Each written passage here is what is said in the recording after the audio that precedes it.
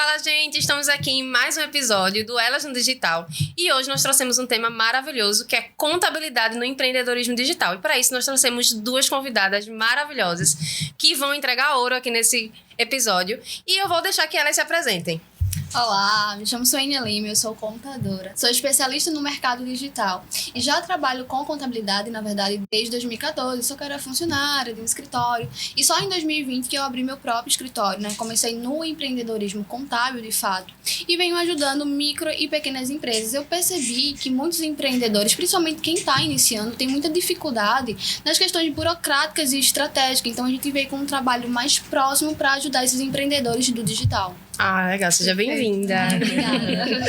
Olá, eu sou Priscila Oliveira, sou contadora, especialista em direito tributário e trabalhista, também sou advogada e estou na área da contabilidade há 16 anos. Então, há 16 anos eu trabalho para pequenas e médias empresas, né? Estou nessa jornada justamente aqui com a colega Suênia, para a gente também trabalhar com esses pequenos empresários, tanto na educação financeira, sua formalização, a importância dos controles financeiros e tudo que o nosso fisco maravilhoso nos obriga a ter, né? Que muitas vezes o papel do contador está lá para fazer entregas ao governo, não propriamente fazer entrega aos empresários, mas a gente está aí nesse ramo há 16 anos que vem mudando muito com o digital, e isso está facilitando bastante aqueles pequenos empreendedores e que estão se tornando grandes, e a contabilidade ela é essencial para que isso aconteça. Isso, meninas, eu já amei o tema e amei vocês, porque assim, eu sou muito leiga nessa área e preciso, acho que todo mundo precisa aprender, porque no Brasil a gente é muito empreendedor, né? Existe, sempre tá surgindo vários empreendedores e a gente não aprende nada na escola, a gente não sabe o que paga, a gente não sabe o que deve, não é totalmente leiga. A gente não é educado para ser empreendedor. Não é educado para ser empreendedor, é sempre para estar no CLT e aí a gente vai falar tanto do digital como não digital, mas também assim, com o digital, o movimento, muita gente tem saído do CLT e tem vindo para o empreendedorismo e fica perdido. Sim, o que eu tenho que declarar, o que eu tenho que ser. Então, eu quero perguntar para vocês. Todo empreendedor, ele tem que se formalizar? Perfeito, vocês falaram sobre isso e de fato a gente não é educado, a gente não vê na escola falar sobre negócios, falar sobre empreendedorismo, como cuidar das suas próprias finanças, a gente não vê isso na escola e muitas vezes a gente se depara quando chega para empreender, não sabe de nada, não sabe na prática como é que funciona e aí começa a dor de cabeça. Um dos principais pontos básicos é como se formalizar. Nem todo mundo sabe como fazer isso, não sabe dar importância, se realmente deve ser feito. Eu, como contadora, sempre oriento que faça sim a formalização. Se de fato tu está construindo o teu negócio, a tua empresa, e deseja que seja de sucesso, então por que não começar da forma correta, que é se formalizando, né, Priscila? Com certeza. E a formalização, necessariamente, ela não precisa começar com um contador. Hoje a gente tem escolas que podem nos ajudar até mesmo de forma gratuita, como o Sebrae. O Sebrae, ele está ali para apoiar as pequenas e médias empresas e os microempresários. Então, se você começa em buscando a informação, a orientação de como pode ser essa formalização, já é um bom começo. E, posteriormente, você já ir buscar o contador. Ali ele vai fazer seu serviço profissional de toda aquela formalização perante os órgãos, junta comercial, prefeituras, fazenda de estados, classificações tributárias, entre outros. Mas é importante, sim, a formalização. Ela tem que ser através de um profissional, contador, ou que, ao menos, você inicie sua jornada com a instituição que apoia os microempresários e estão ali para atender esse tipo de demanda. Porque hoje existem vários formatos de ajuda ao empreendedor.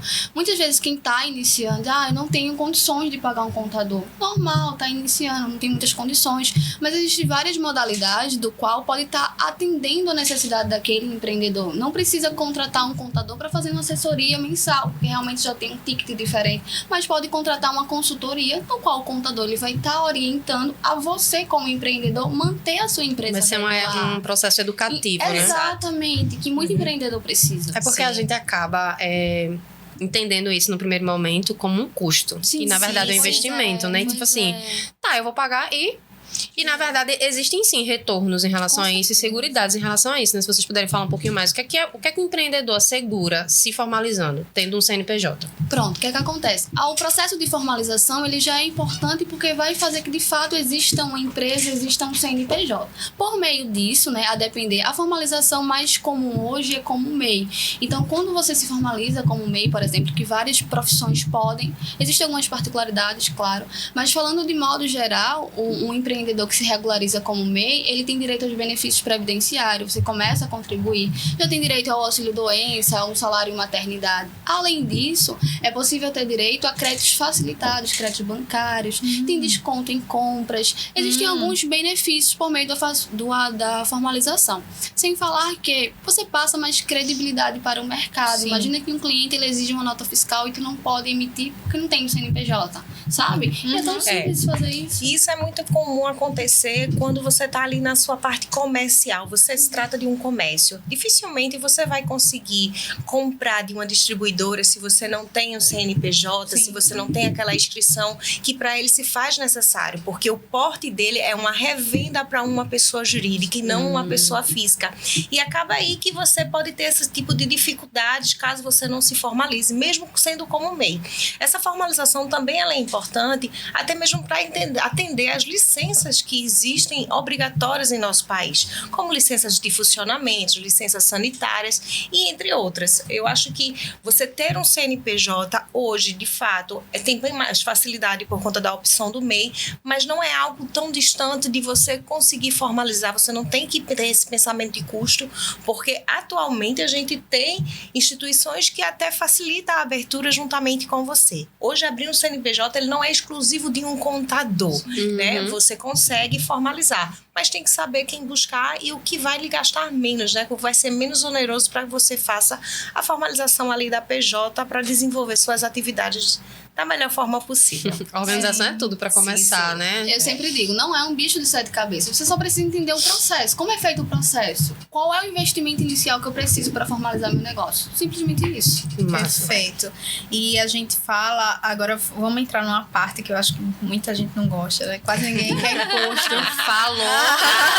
Falou em contabilidade, a gente pensando danada do... Alguém lembra do leão, né? Do imposto, meu Deus, como é? A partir de quanto a gente tem que pagar? Às vezes eu fico dizendo, meu Deus, será que eu vou ser presa? Se eu não pagar isso aqui, como é que funciona? Então me fale assim, numa perspectiva menor, de uma empresa menor, de uma pessoa que é MEI. Na questão dos impostos, quando a gente está na modalidade do MEI, o governo ele já estabelece uma taxa fixa, que ela é mensal, para cada tipo de ramos de atividade, grupos econômicos. Por exemplo, o comércio ele tem uma taxa, o serviço ele tem uma taxa, o comércio com serviço tem uma outra taxa. Hoje a gente está dividida em 3 taxas do MEI. Quando você sai ali da figura do MEI, que hoje a gente tem um limite da questão de faturamento, já que estamos falando de imposto, então você ultrapassa aquele limite, automaticamente você Qual é se esse torna. limite? Hoje estamos com 81 mil reais. Existem os projetos de 140, mas que não foram aprovados. Eu ia perguntar isso. Estão tramitando até hoje. E eu acredito que não venha, né? Porque a finalidade... Que viria também com mais um funcionário, com algumas coisas assim, né? Isso não foi aprovado. Até então. E o que é que está acontecendo? As empresas elas estão migrando, porque 81 mil é um ticket razoável de faturamento, né? Hoje você, quando decide empreender, é que você está querendo sair daquela figura de CLT, de salários, de faixas de convenções coletivas para você prosperar. Então, isso acontece de forma rápida. E no digital, 3 meses, 81 mil, fácil. Você ultrapassa. Então, na questão do mês, nós temos as taxas, os valores mensais fixos que são reajustados todos os anos. E no caso do Simples Nacional, que é a próxima modalidade para quem migra o próximo do MEI, degrau. nós temos uma alíquota que inicia com 4% para quem é comércio, 4,5% para quem é comércio e indústria e 6% para quem é prestação de serviço. Essas alíquotas elas vão aumentando conforme a variação do faturamento acumulado dos últimos 12 meses. Então é uma porcentagem proporcional ao teu faturamento anual. Exatamente. De acordo com a atividade. Com a atividade. Então, Entendi. vamos imaginar ali que você está numa casa acumulada de 15 mil mês, você fica dentro dessa alíquota. 4 para comércio, 4,5 aí o comércio com indústria e 6% para prestação de serviço. Então, esses são os impostos. Então, se a gente pensar o grande terror, né, os impostos, será que realmente é o risco que você corre e 6% você montar um preço que aquela alíquota que se faz necessário o recolhimento não fazer parte daquele ticket que você está planejando ofertar, né, a sua venda, o seu serviço? Então, é importante você pensar, fazer esse planejamento, porque às vezes as pessoas pensam que é muito imposto, vou pagar muito imposto, e na realidade o seu risco é muito maior do que se você não pagar. Entendi. Para declarar imposto de renda, uma pessoa consegue fazer sozinha? Ele precisa necessariamente de um contador? Como é que funciona? Não, consegue fazer sozinha, tranquilamente. E até porque hoje a Receita Federal, ela trouxe muitas facilidades da entrega da declaração. Você consegue fazer no computador, você consegue fazer no celular, bem rápido e prático. Porém, o que acontece? Uma pessoa física que não tem conhecimentos tributários e fiscais, muitas vezes pode colocar uma informação errada, não pode colocar uma despesa indevida, e tudo isso são coisas que podem te levar a cair na malha fina. Por isso que a gente sempre orienta que tem um acompanhamento de um contador, porque ele sim vai ter propriedade para dizer de fato, é melhor fazer dessa forma, porque vai dar imposto a pagar ou a restituir, que também existe essa possibilidade. Da restituição. Né? Exatamente. Gente, o que é malha fina, assim, eu sei, né? Mas vai que ela bem... O que é malha fina? Vamos lá, bem cautelosamente. A malha fina é quando você tem um encontro com o leão. O leão chega até você, rouba você. O que acontece? Esse processo da tão famosa malha fina é justamente quando o contribuinte ele é fiscalizado pela Receita Federal porque deixou de enviar a declaração quando deveria, por exemplo, ou porque informou alguma informação erroneamente, entendeu? O que acontece muito os principais um causas, dos principais, né? E divergências. Uma divergência simples de 1 centavo na hora de digitar, era 00, você botou 01. Isso você cai na malha fina. E o que é que acontece quando cai na malha fina? Qual é a consequência disso? Antigamente, nós contribuintes, quando caímos na malha fina, nós recebíamos uma carta em casa, dizendo que você caiu na malha fina, e a partir do momento, porque essa carta era com AR, você tinha que se posicionar com a Receita Federal. Hoje em dia, essa carta não vai mais. São poucas pessoas que ainda recebem, elas são digitais. E como é que eu sei? Não sabe. Você tem que ficar acompanhando no site da Receita Federal o seu CPF, se ele está regular, se ele está pendente de regularização, se ele foi suspenso. E a partir do momento que você é notificado, porque essa carta vai ficar lá disponível, você acessou. Quando você acessa, ele registra a data e a hora e você vai ter um tempo para regularizar.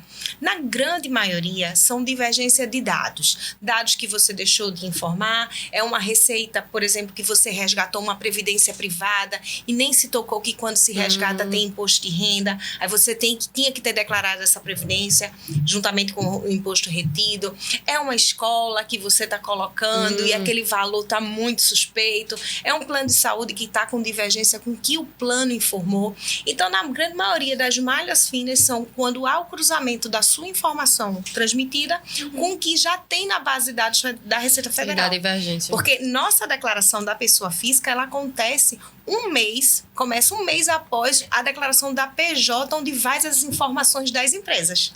Então, a Receita, quando começa a receber a informação da pessoa física, ela já tem toda a informação, porque a PJ informou seu CPF, o que você pagou, o quanto você recebeu, quais são os saldos bancários das suas contas. Eles sabem de tudo, ele está esperando você declarar. Então, ou seja, não vale a pena você querer fazer isso sozinho se tem um profissional para te dar um suporte, que não é, vamos falar abertamente, não é um ticket alto. Depende muito dos seus rendimentos, obviamente, mas não é. Não. Agora, só uma coisinha que eu lembrei, assim, durante a conversa. Vamos supor que existe uma determinada pessoa, um indivíduo, que esteja trabalhando em regime CLT, já tem imposto de renda retido na fonte, mas ele empreende em paralelo. Como é que funciona isso? Se ele já teve um imposto retido na fonte do vínculo dele empregatício e o CLT. Perfeito. Inclusive, vindo pra cá, conversando com o Uber, ele falou, né? Eu sou CLT, mas eu rodo como Uber. Aí a gente falando sobre declaração de imposto de renda, ele disse, sim, você vai declarar as informações de seletista, do emprego que ele já possui, mas também deve declarar a renda do Uber. Ele fez, não, mas eu não coloco na minha declaração. E você corre risco da malha fina. Por quê? Ele fez, eu rodo pouco, o valor é baixo, mas mesmo assim, existe um rendimento do qual deve ser declarado, entendeu? E são duas declarações diferentes? Não, na mesma declaração. Na mesma declaração. Mas é um CPF e um CNPJ. E aí? Ele é o quê? Ele é empreendedor, tem um CNPJ. E também trabalha em CLT. São duas coisas diferentes. Sim. A declaração é a mesma, né? Só que os rendimentos vão separadamente. Ah, entendi. Entendeu? São em campos diferentes. Exato. Ah, tá. Existe o campo que Mas você é em um ato informa- só. Num ato só, numa única declaração. Lá o CLT você vai colocar no campo onde você põe o CNPJ, de onde você é a carteira assinada, e em outro campo, que normalmente é em isentos e não tributáveis, você coloca seu rendimento da forma que você trabalhou lá com o MEI. É muito importante a gente falar um pouco sobre essa declaração de MEI no isentos e não tributáveis. Para que essa renda ela fique isenta de imposto de renda, você precisa ter uma contabilidade regular. Que o que seria, né? Preciso procurar um contador. Pode ser que você precise de um contador para que melhor você tenha segurança naquele resultado que você vai transportar.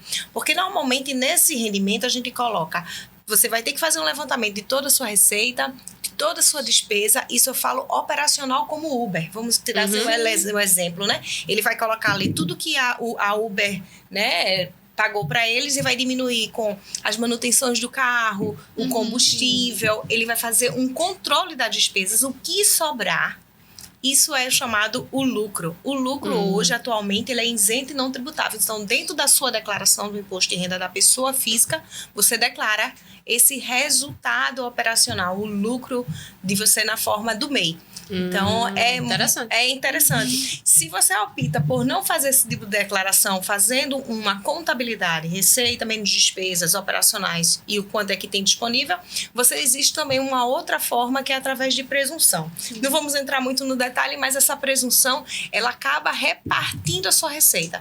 Uma parte é tributável, outra parte é não tributável. Uma é isenta e outra paga. Então, por isso que é importante buscar um contador, um profissional habilitado, porque ele vai entender como é a sua operação, vai fazer a demonstração contábil necessária e você, então, vai ter segurança em colocar o seu rendimento e não pagar imposto, que é o principal, é não pagar imposto. É Já ouvi falar, já deu um nó na minha cabeça aqui. Ainda falando sobre o Uber, ela falou da parte do PJ, quando ele se formaliza, quando ele abre um MEI. Mas quando ele é só simplesmente pessoa física que vai fazer a sua declaração, ele tem isenção de 40%. 40%. Então ele só paga imposto sobre 60%. Isso para declaração de imposto de renda pessoa física. Sim. Falando sobre a parte do digital, tem alguma diferença? Um empreendedor digital que presta serviços para um empreendedor comum, tem alguma diferença nesse sentido de declaração de imposto? Como é que funciona? A modalidade, né? Essa modalidade. Sim. Então, o que acontece? Hoje, a nossa legislação, a parte tributária, quando se fala de pagamento de imposto, é dividido por atividade. Então, independente de ser uma loja física ou uma atividade do digital, a diferença é a atividade. Ele vai pagar um imposto de acordo com a atividade. Quais são as diferenças que a gente pode ter? Por exemplo, um restaurante que é totalmente físico, ele vai precisar de uma licença sanitária, por exemplo. Já uma atividade do digital não vai precisar. Então, a gente tem muito essa questão de diferença quando a gente fala de licenças. Mas pagamento de imposto é basicamente... Mas aí vai se classificar também da mesma forma enquanto produto e serviço. Exatamente. Se eu vendo, assim, falando mais abertamente, né, para alguém que possa estar acompanhando, se eu vendo um e-book, ele é um produto. Se eu vendo uma consultoria, ele é um serviço. Sim, né? sim, basicamente. Então, você paga em cima, por exemplo, como a Dessa falou, um e-book. Eu tenho um e-book e eu coloco, por exemplo, numa Hotmart, numa Monetize. Então, ali eu vou ter que gerar nota fiscal para o cliente, pagar imposto da mesma forma. O que é que acontece, tá? Muitas profissões do mercado digital ainda não tiveram regulamentação pela Receita Federal. Muitas já existiam, mas boa parte delas vieram a ter mais força durante a pandemia. Então, começaram a se, digamos assim, formalizar pela Receita Federal, né? Tem uma legislação própria há pouco. Tanto é que afiliado digital, por exemplo, não tinha um KENAI específico. Final do ano passado foi que começou a ter, que orientaram que utilizassem o de intermediações de negócios. Muitos afiliados, por exemplo, utilizavam a promoção de vendas. Acho que não é o coerente. E aí, quando traz essa questão de e-book, de venda de curso, de mentoria, que está cadastrado na plataforma, você vai emitir nota fiscal, pagar um imposto sobre faturamento normal e vai emitir nota fiscal para o cliente final que fazer a adesão. Entendeu? E aí, quando esse produto está hospedado numa determinada plataforma, Aí essa emissão é feita através desses dados da plataforma. Sim, porque o cliente não coloca os dados da compra, CPF, nome completo, pronto. Com base E aí é nisso. bem mais seguro, porque você tem um apanhado mais completo, né? Total. Além dessas questões de rendimentos e tal, tem alguma outra coisa que precisa ser declarada nessa questão do imposto de renda? Alguma outra exigência? Temos várias. Você quer que eu ponha qual? A gente fala assim, né? Imposto de renda, a gente imagina, eu vou só dizer aqui o que eu ganho, o que eu gasto e Pois tudo certo. Não, eu baixei o Perguntas e Respostas de 2023, tem 265 Apenas. páginas. Nossa. É uma cartilha educativa do que você não pode deixar de fazer. É exatamente o que diz. Nossa. O que fala essa cartilha, que é bem interessante. Ela, às vezes, a pessoa não conhece que existe uma cartilha. Todas essas perguntas que sabendo agora. vocês estão falando aqui, existem essas perguntas dentro da cartilha de Perguntas e Respostas do Imposto de Renda. Elas E vão disponibilizar no perfil delas, que a gente vai deixar aqui embaixo. E Boa. lá você consegue ter a pergunta, a Receita responde e lhe dá a base legal. É bem interessante porque muitas soluções de possíveis problemas futuros você consegue solucionar utilizando ali da cartilha para se orientar no momento do imposto de renda. Fica a dica para quem não faz imposto de renda com contador. Perfeito. A cartilha de perguntas e respostas, elas são atualizadas todos os anos e a de 2023 saiu a semana passada. Então, vamos lá. Sobre a obrigatoriedade, né? Além de você ser empresário, ter seus rendimentos na pessoa física para declarar no imposto de renda e CLT, existem outras regras. Uma das regras principais que a gente pode começar a respeito dos rendimentos isentos e não tributáveis, que é aquele imposto, aquele dinheiro que recebeu, que ele não teve imposto de renda retido na fonte, mas você recebeu mais de 40 mil reais. É obrigatório esse dinheiro estar lá na sua declaração do imposto de renda. Vamos imaginar aqui um MEI que está ali muito próximo de fazer a migração para se tornar uma empresa, você faturou 70 mil, mas seu custo operacional é baixo, é 20 mil. Você tem 50 mil disponível. Esse 50 mil, ele é obrigatório declarar no imposto de renda. Ele não é opcional, porque ele ultrapassou o limite obrigatório. Uma outra questão é a questão das retenções na fonte. Quando você sofre uma retenção de IR na fonte, você tem a obrigatoriedade, independente do valor. Isso acontece muito com um resgate de uma previdência, com uma CLT, que às vezes você não tem o salário alto, né? Mas você teve ali umas férias que, quando acrescentou um terço, você teve a retenção na fonte. Teve a retenção na fonte e tem a obrigatoriedade. E além de outros casos que eu vou deixar para a Suênia contar a vocês. Existe a questão de bens e direitos também, né? Se você tem aí superior a 300 mil, você deve declarar. Quando a gente fala sobre bens, tem muita gente que tem medo de colocar na declaração que tem um carro, que tem uma moto, que tem uma casa, com medo de pagar imposto. E, na verdade, a gente não paga um imposto sobre o bem, mas sim se ocorrer a venda e houver um ganho de capital, um lucro, é que você pagaria o imposto. Dificilmente um carro, uma moto, a gente vai vender e vai ter lucro, porque a tendência é que ele desvalorize, né? Então, é uma das particularidades também das exigências. Se você operou em Bolsa de Valores, esse ano houve uma mudança bem impactante para quem trabalha com Bolsa de Valores, que foi justamente que você só está obrigado a declarar se você teve vendas superior a 40 mil. Antes, operou R$1 na Bolsa, já estava obrigado. Muita gente caiu na malha fina, porque operou day trader, porque comprou um CDB do Nubank e caiu na malha fina, porque não sabia.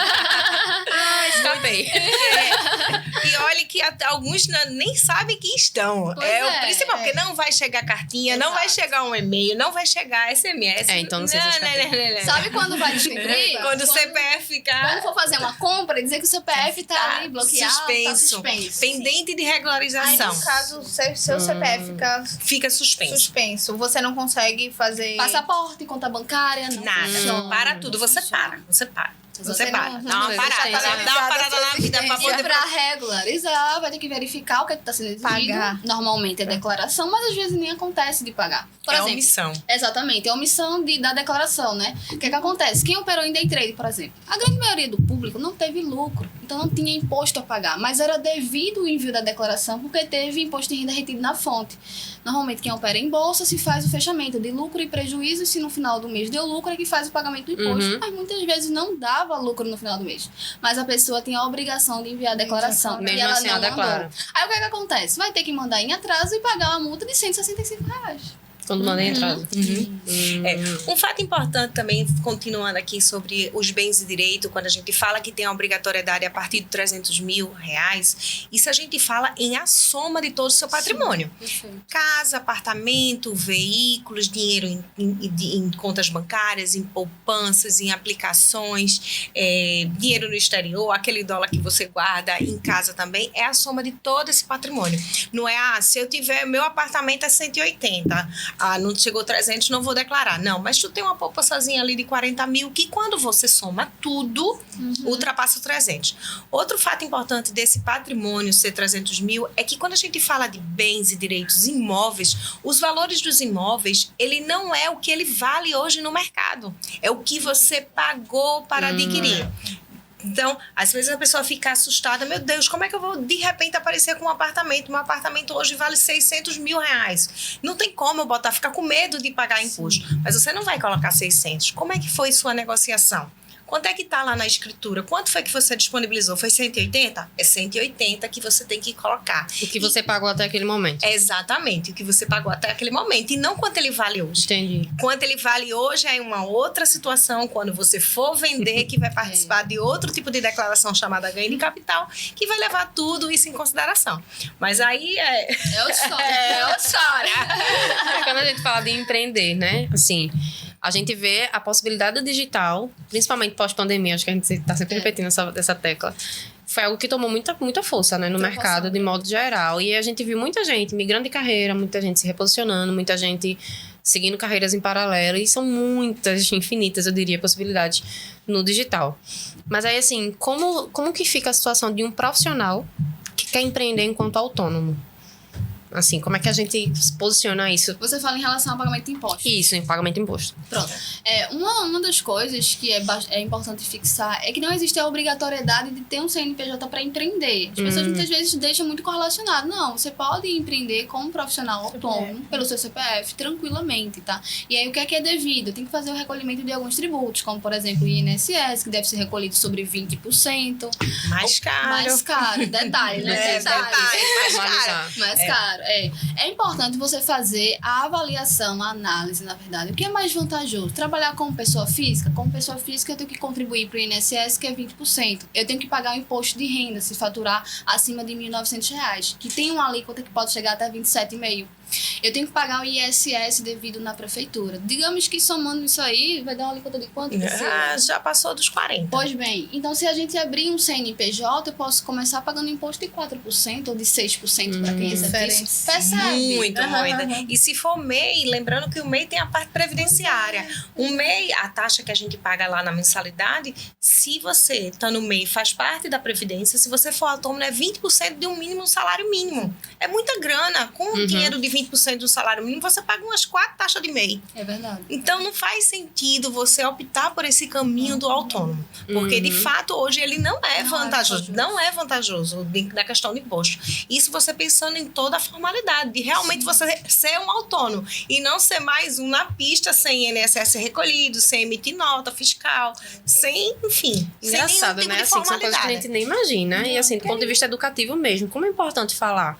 Porque a gente fala hoje aqui, principalmente no nosso podcast, especificamente, para pessoas que ainda estão pensando em empreender, para pessoas que estão começando agora, ainda estão se adaptando. Então, é muita informação. Você começar a empreender agora e aí você tem o seu empreendimento para dar conta, compra, venda, declaração. Nem todo mundo vai ter esse gerenciamento financeiro no início, de saber exatamente o que comprou, exatamente qual foi o seu custo.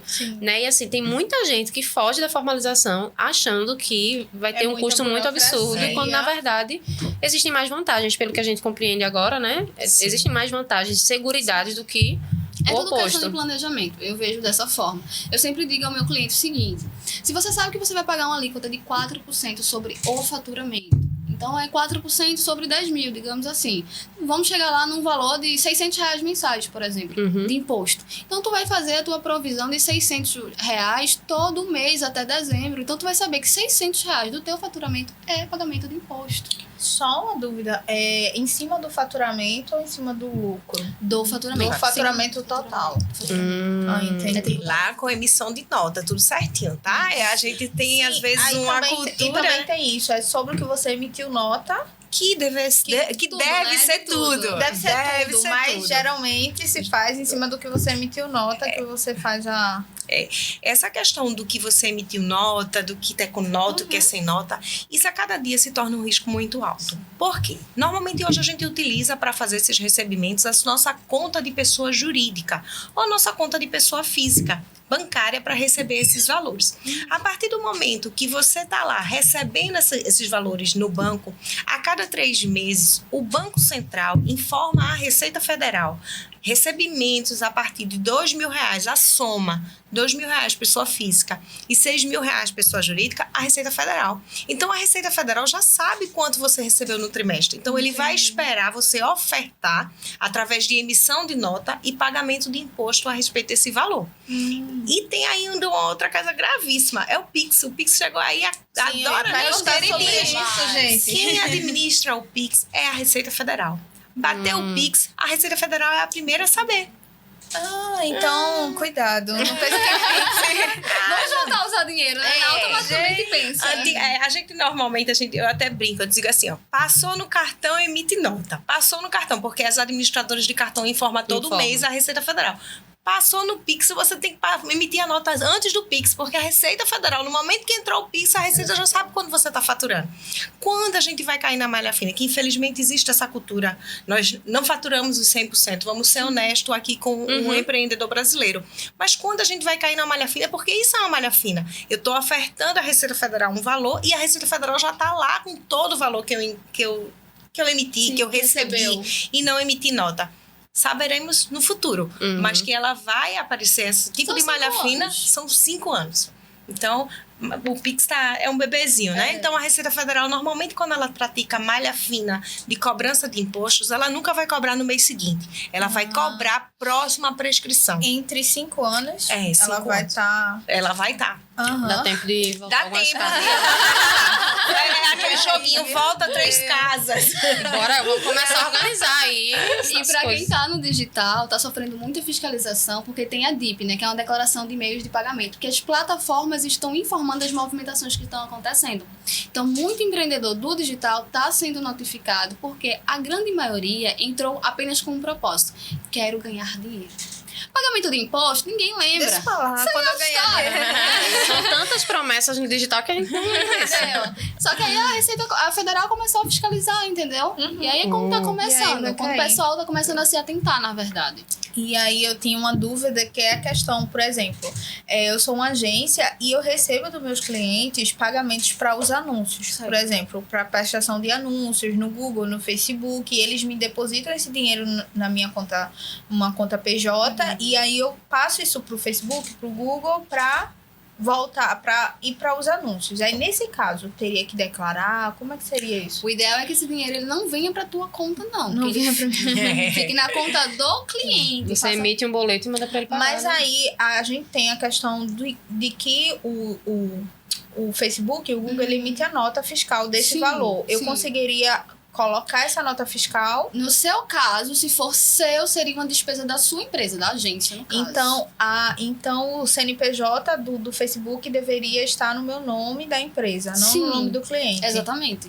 Entendi. Entendeu? Então, nesse caso, o mais inteligente é você gerar a cobrança e mandar pro cliente, para que Isso, ele porque faça o a gente- pagamento. Da Porque a forma gente que está faz sendo isso- feita, é como se o dinheiro fosse seu. Você estivesse recebendo, fosse mais um faturamento, quando na verdade não é. Entendi. O problema é só que a gente não faz isso direto com a plataforma por motivo de bloqueios e algumas coisas podem ficar retido esse valor lá. Aí a gente faz essa segurança, Essa intermediação. de cartões digitais para poder, mas eu tenho que estudar isso.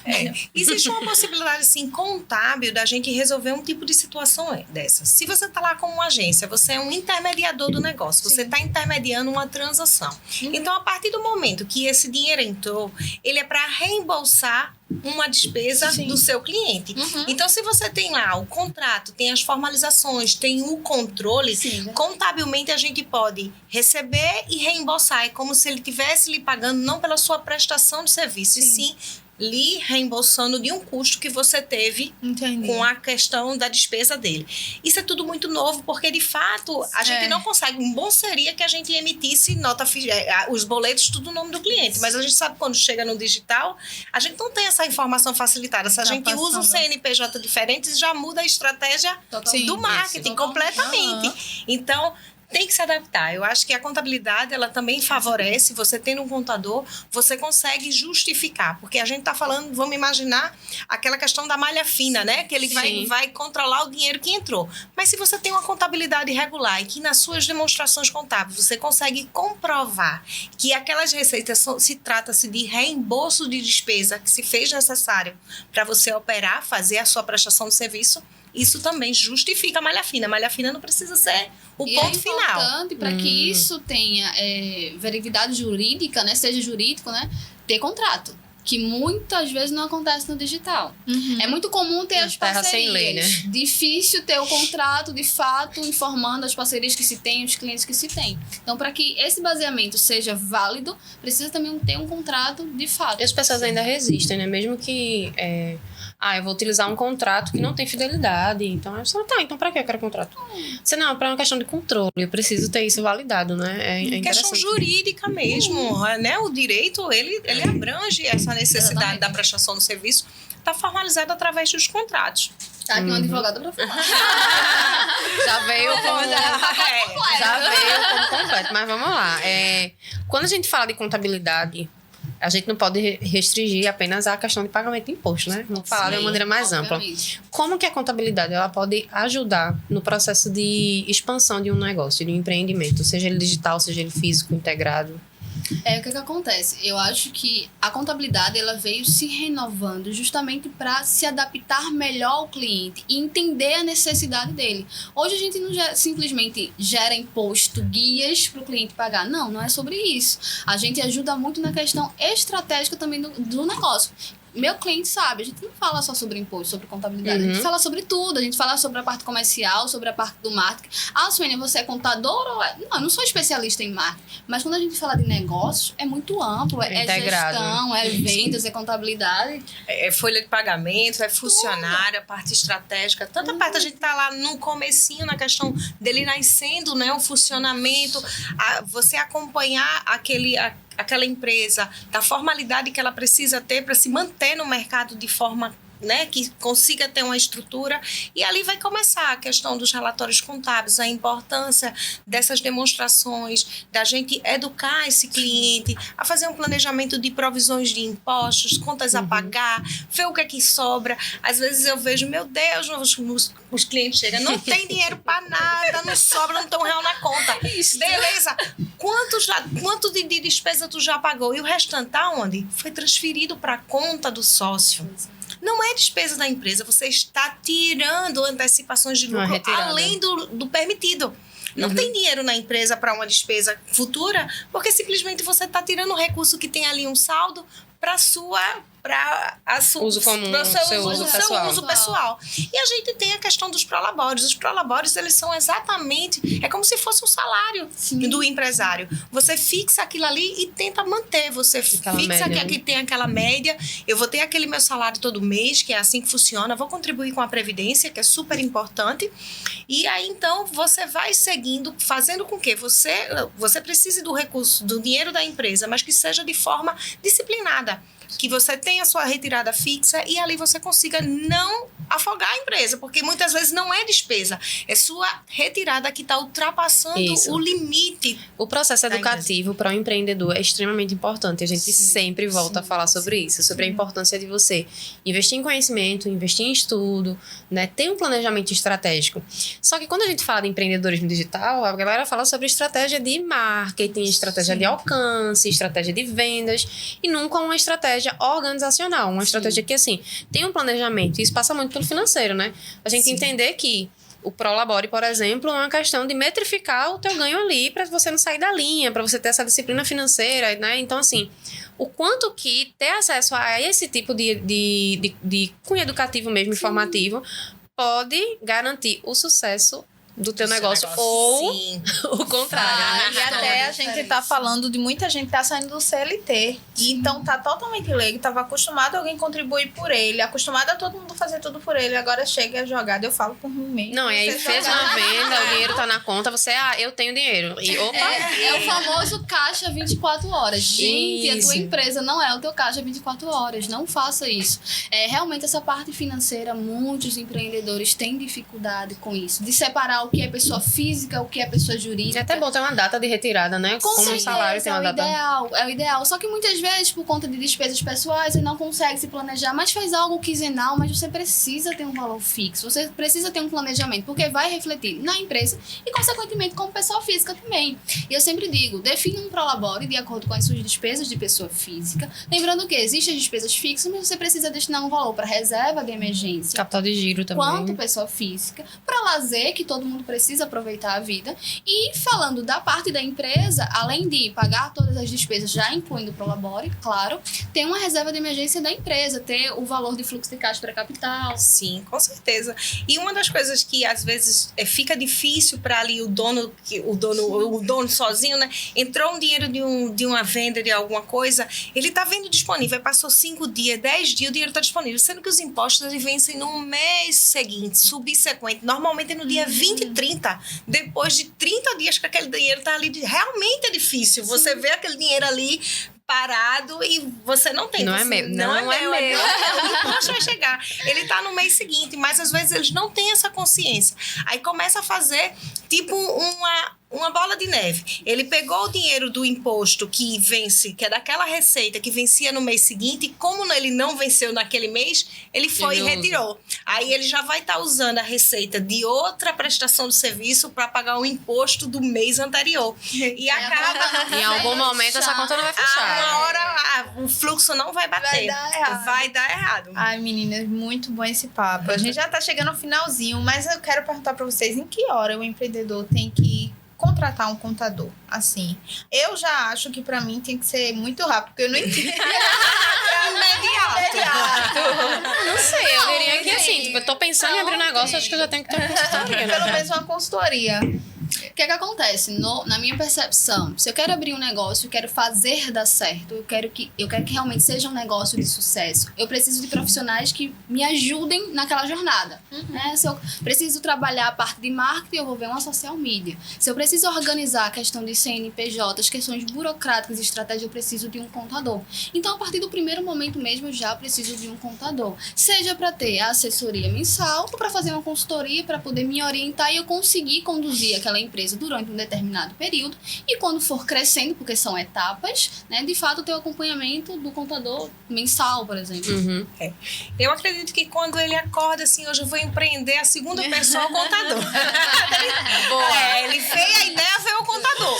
Porque isso tudo faz muita diferença. Porque às vezes você quer empreender em quê? Qual é o ticket desse tipo de empreendimento? Quais os impostos? O que eu preciso? Aonde eu vou me formalizar? Eu posso ser do digital? Eu tenho que ter um estabelecimento fixo? Quantos alvarás? Quais os valores das licenças? Quantas taxas eu vou ter para me formalizar? Então, isso está com um profissional dedicado à sua vida profissional para isso. Até pra não ser pego de surpresa, né? Imagina, tu abre um negócio, tá lá tudo funcionando, que maravilha, daqui a pouco começa a chegar as coisas.